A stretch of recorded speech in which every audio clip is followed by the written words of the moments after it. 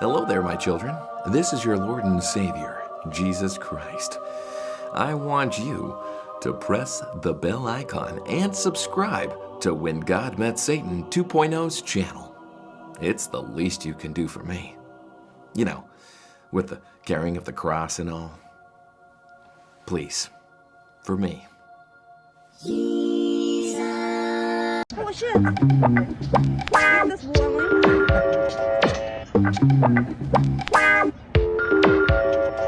Duwa, gid na sila.